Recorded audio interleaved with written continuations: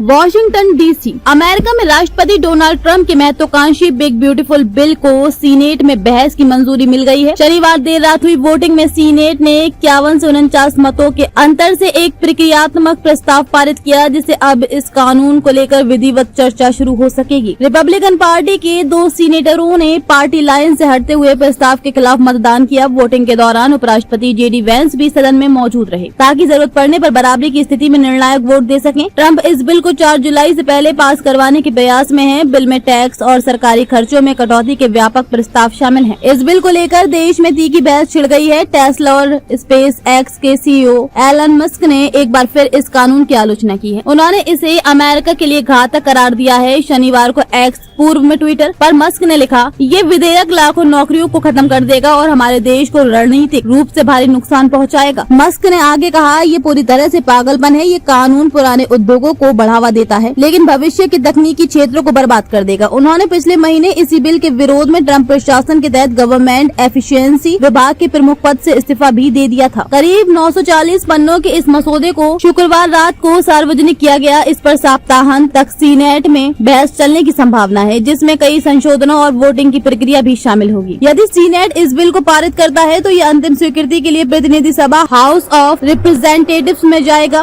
वहाँ से पारित होने के बाद राष्ट्रपति ट्रंप के हस्ताक्षर के लिए व्हाइट हाउस भेजा जाएगा। हालांकि रिपब्लिकन पार्टी को दोनों सदनों में बहुमत हासिल है, लेकिन पार्टी के भीतर से भी कुछ नेताओं ने इस बिल पर आपत्ति जताई है। इससे कानून के पारित होने की राह पूरी तरह आसान नहीं मानी जा रही है। बिल पहले ही प्रतिनिधि सभा में 22 मई को सिर्फ एक वोट के अंतर से पारित हो चुका है। उस वक्त 215 सांसदों ने समर्थन किया था, जबकि 214 ने विरोध में मतदान किया था। ट्रंप इस बिल को देशभक्ति से प्रेरित बताते हैं। उनका कहना है कि इससे अमेरिका में घरेलू निवेश को बढ़ावा मिलेगा और चीन पर निर्भरता कम होगी। दूसरी ओर मस्क इस बिल को पॉर्क फील्ड यानी अनावश्यक खर्चों से भरा हुआ मानते हैं। वे कहते हैं कि ये कानून इनोवेशन और टेक्नोलॉजी आधारित इंडस्ट्रीज को नुकसान पहुंचाएगा। बिल को लेकर ट्रंप और मस्क आमने सामने आ चुके हैं, जहां एक और ट्रंप इसे राष्ट्रीय हित में बताते हैं, वहीं मस्क इसे आर्थिक और रणनीतिक दृष्टि से विनाशकारी मानते हैं।